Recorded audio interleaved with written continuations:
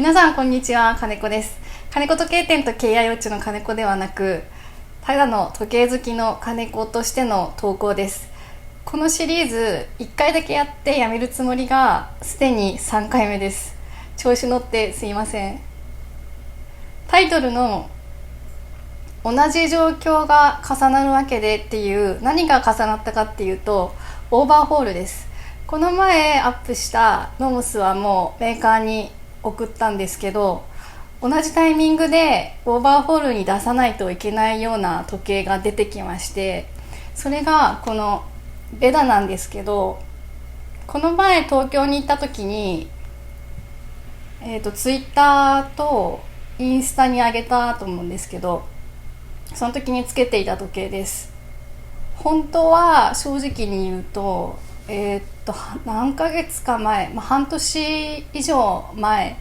ぐらいからなんかパワーリザーブが短くなったなとは思ってたんですけど、振りが足りなかったのかなとかいうことでごまかしつつ使っていたんですけど、たまに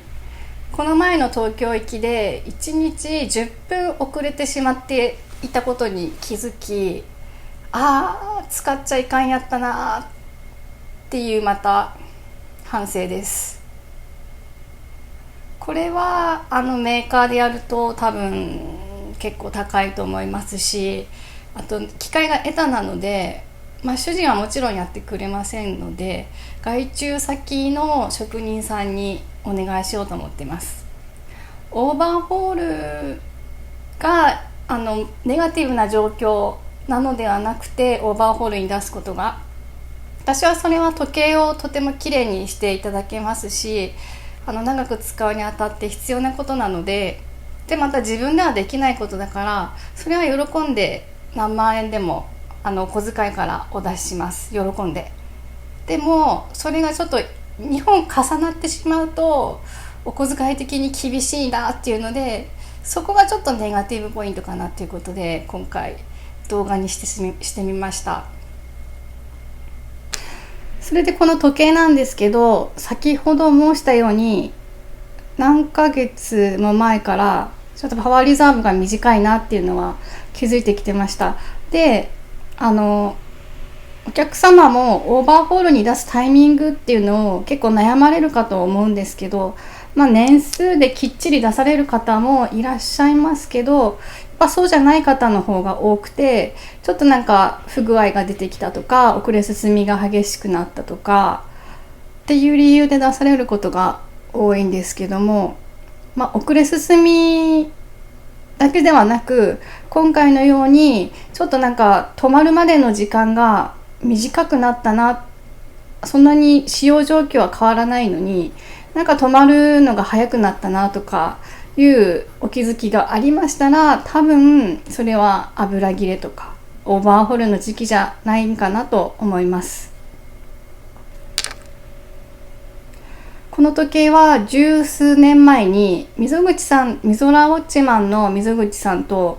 中古の高級時計を販売していた時に、そのお店で買ったものです。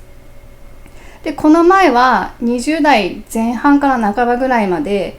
その時カルティエのパシャ C が流行っていて、パシャ C を買ったんですね、中古で。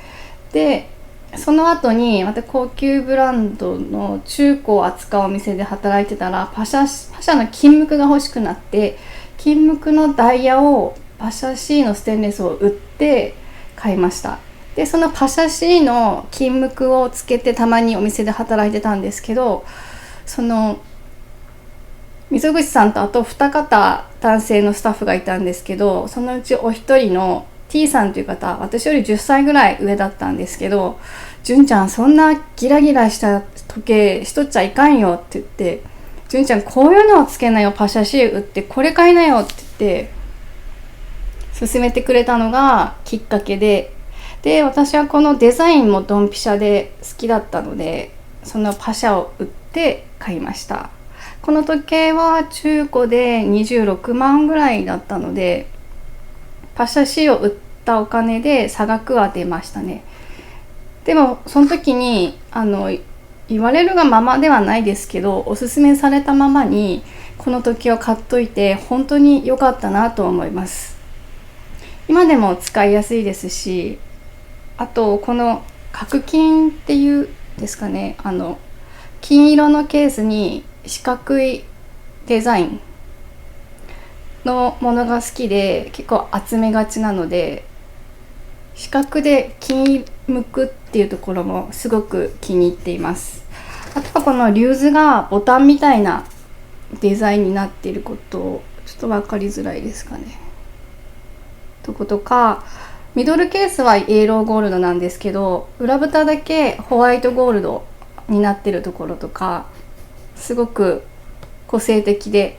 気に入ってます。ちょっと今考えると、もしかしたらホワイトゴールドの裏蓋が残ってて流用されただけなのかもしれませんけど、それはそれで他には見ない組み合わせなのですごくいいと思います。あと個人的な好きなポイントは、微乗まで純正で微乗も金向くっていうことです。これなくさないように、ベルト買いの時になくさないように注意しないといけない点ですね。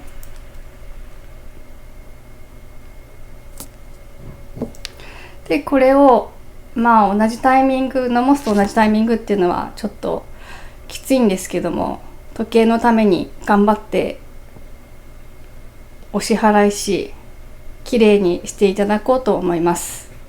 また出来上がってきたら動画にアップしてみます。この動画は個人的に楽しみのためにやってるっていう動画なので、一発撮りで撮り直しもやってないんですね。そのまま浮かんできた言葉をずっと話し続けるずるずると話し続けてるだけで、金子時計店と KI ウォッチの動画の作成時間がこの動画の5倍以上かかるんですね。